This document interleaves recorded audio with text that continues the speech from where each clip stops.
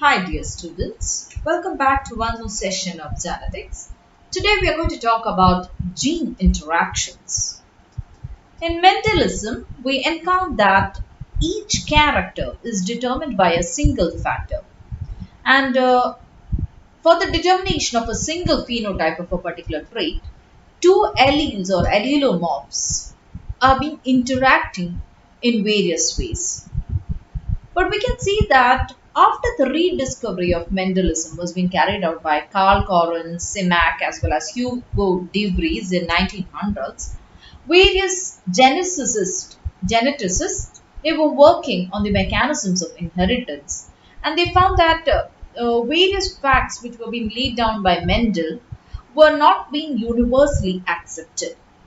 There were lots of variations from Mendel's thoughts, and just like as you can see, in the case of pea plant, you can see that the color is influenced by the genes which have been located, genes of the seed coat as well as that of the leaf axil.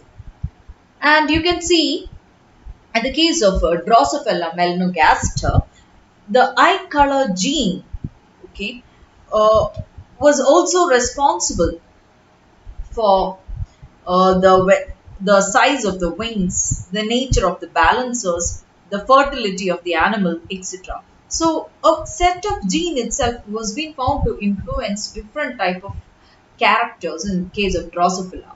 And the eye color of Drosophila was in turn influenced by 20 genes.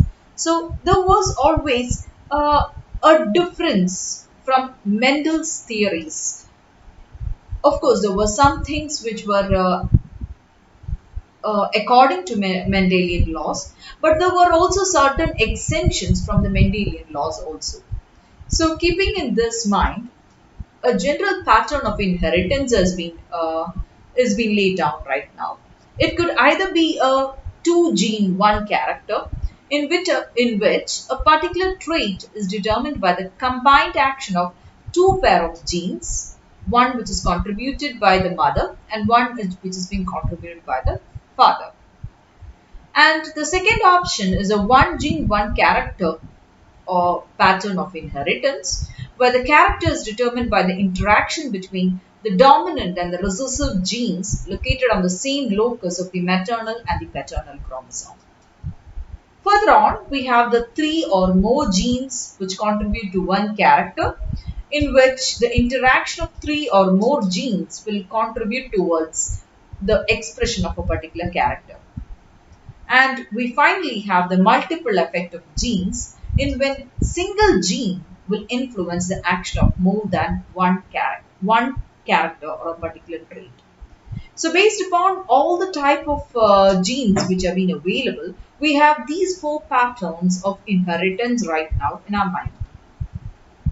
And when the Mendelian hypothesis was being, or the Mendelian laws were showing some variations, we also came across the factor hypothesis, which was being put forward by Bateson and Punnett. And they put forward that a factor need not necessarily be due to the action of a single factor, uh, and it may be due to the action of various factors. That is, a particular trait might be the action of various factors. And it also states that a single pair of gene is responsible for the expression of more than one character. And sometimes you can also see the interaction of genes will produce a novel phenotype which is not being exhibited by the dominant as well as the recessive uh, traits, as we noted in the Mendel's experiments. So Bateson and Punnett put forward the factor hypothesis, and keeping all in this mind, we have today the general pattern of inheritance after exploring various genes which are being present in different type of organisms. Now, if you go to look into the gene interactions, we can see that there are mainly two types of interactions. Either there will be allelic interactions between genes, or there could be any non-allelic interactions. What are allelic interactions? The interactions which happen between the alleles of a single gene are referred to as the allelic interactions, whereas the interactions between non-allelic genes which are being located in the same chromosome or a different chromosome to express a single character will include the non-allelic interactions. Now, all these interactions are the ones which are responsible for the expression of a particular character.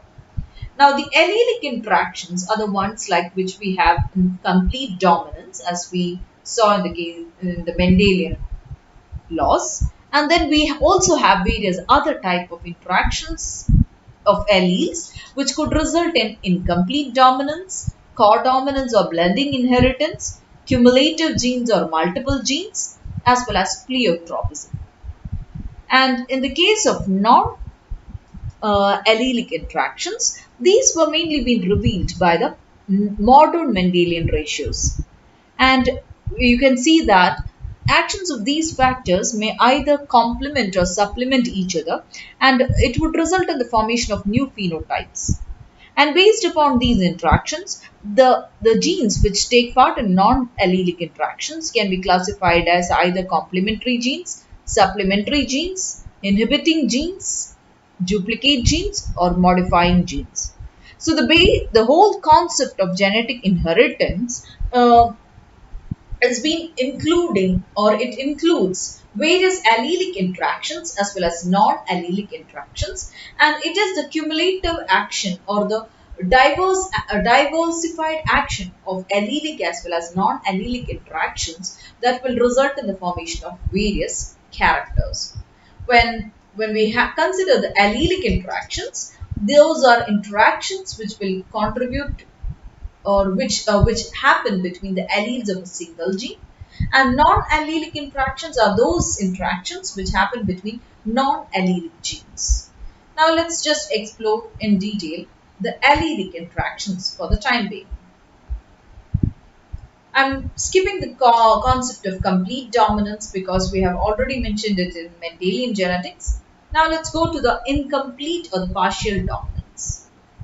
Now, this is a type of inheritance in which what happens, a dominant allele, it is not masking completely the phenotypic expression of the recessive allele in a heterozygote, and instead a blending of both the dominant and the recessive trait is being taking place in the F1 and the F2 heterozygotes. Okay, so the blending occurs only in the F1 and F2 heterozygotes, and you can see that the alleles remain their individuality and they segregate from each other during the gametogenesis. And the F1 hybrid will not resemble either of the parents exactly for the character concerned. Now, three main characters which we count under incomplete or partial dominance. The first thing is the dominant allele will not remain to be as a dominant in the F1 hybrid. That is, an intermediate character or a blended character is being formed in the F1 as well as in the F2 heterozygotes. And after that, what happens? The alleles will also maintain their individuality. Though they undergo blending in the F1 and the F2 heterozygotes, they also maintain their individuality and they segregate from each other during gametogenesis. And you can see, as in the case of here, this experiment was being put forward by Carl Correns in 1905, and the incomplete dominance was being explained by him in Mirabilis jalapa, or the 4 o'clock plant. And you can see that there are mainly two types of flowers for it. One is a red one as well as the other one is a white one. And when they were being hybridized, okay, the F1 generation resulted in the formation of a pink heterozygote.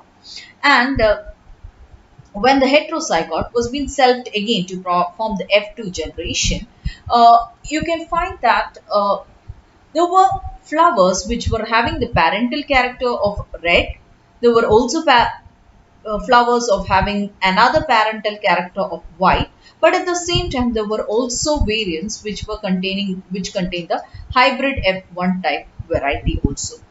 So the thing what we have to say is, when the F1 generation has been formed, an intermediate color was being formed which is not similar to either of the parent. So that is one thing. So here intermediate character is being formed, but at the same time, the individuality of these genes were being maintained, and further on selfing, you can find that you could get both the parental characters also.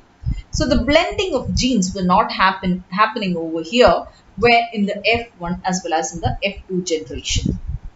And you can see that a ratio of 1 is to 2 is to 1 was being obtained in the F2 generation. And this was an example of a incomplete dominance over here. Now coming to another example which we have is about the snapdragon flower. It is also having a similar character over here.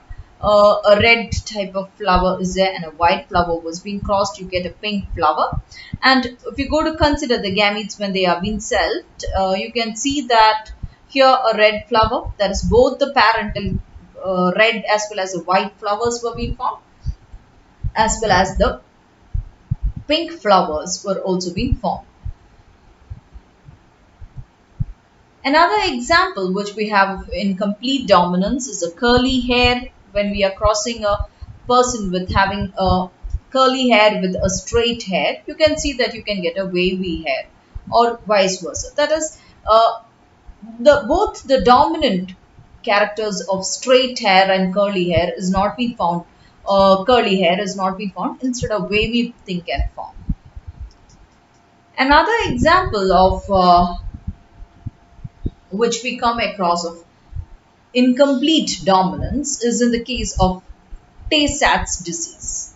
Okay, what is Tay-Sachs disease? It's a neurodegenerative disease which has been formed by the degeneration of neurons in the brain as well as in the spinal cord.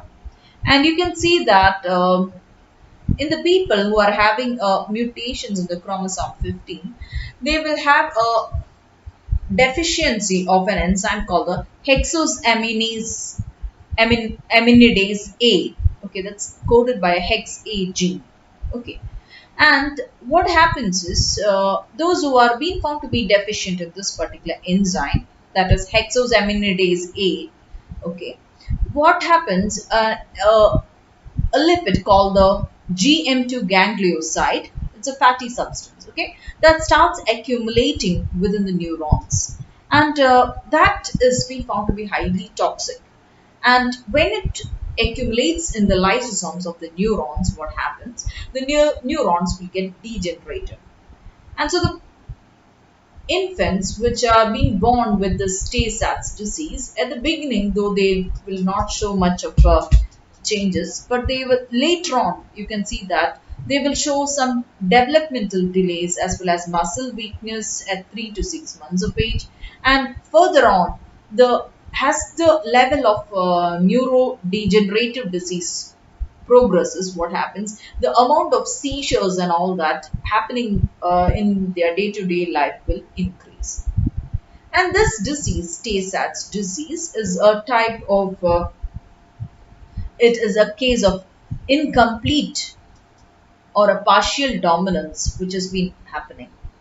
If an unaffected carrier father, who's having capital letter R and small letter r, and an unaffected carrier mother is mated, their offsprings, when you go to consider their offsprings, there is a chance of one of the, that is when it is in the small r and small r form, what happens? The child will get a chance of getting the what? The Tay-Sachs disease. So this is a case of incomplete dominance. Now another case which we come across of this is hypercholesterolemia.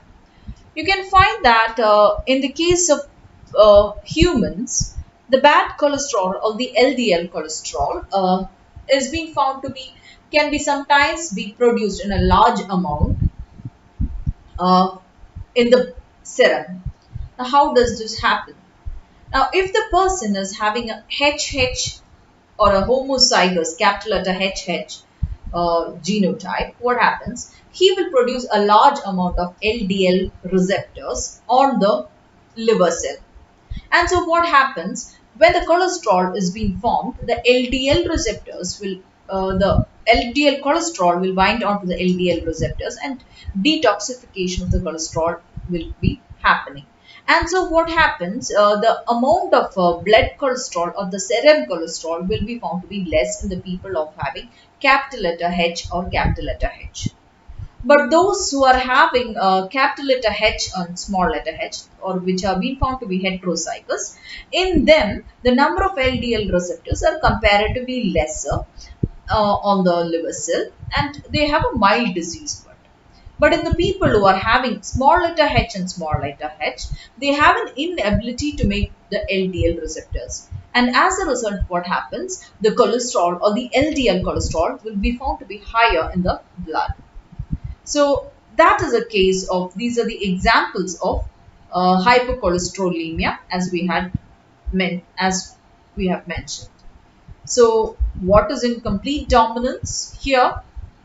In the case of heterozygous phenotype, type has been between those of the two homozygotes, and if you are having a familial hypercholesterolemia, what happens? The heterozygote, which is will have half the normal number of receptors, whereas the homozygous mutant will totally lack the receptors of the LDL receptors, and so the serum cholesterol level will be found to be very high. Now, what is the molecular level explanation of this incomplete dominance is that one particular, now for example, if you have a wild type allele, what happened? It will produce some amount of enzymes. Okay, and if you're having another one, the mutant, which is defective allele in both the two copies, will produce enzymes which cannot synthesize necessary red pigments. And the white color is due to the mutation causing the complete loss of the function. So the F1 intermediate phenotype, heterozygote, has one copy of allele of R1 and it produces 50% of the functional protein, resulting in half of the pigment of the red flowered plant, and so it has been found to be pink. So this is an explanation to the case of the red flower as well as the pink flower. So the intermediate phenotype, pink heterozygote, with 50% of the functional protein is not enough to create the red phenotype homozygous, and which makes 100% of the functional. So in the case of the red phenotype, about 100% of the protein which is responsible for the color or the pigmentation is being expressed, whereas in the white one, no protein which is representing the red pigment is not being found, whereas in the pink variety, you can see that some that is 50% of the functional protein, resulting in half of the pigment of the red color is being formed. I hope you got an idea of about the incomplete dominance as well as its examples. Thank you for now.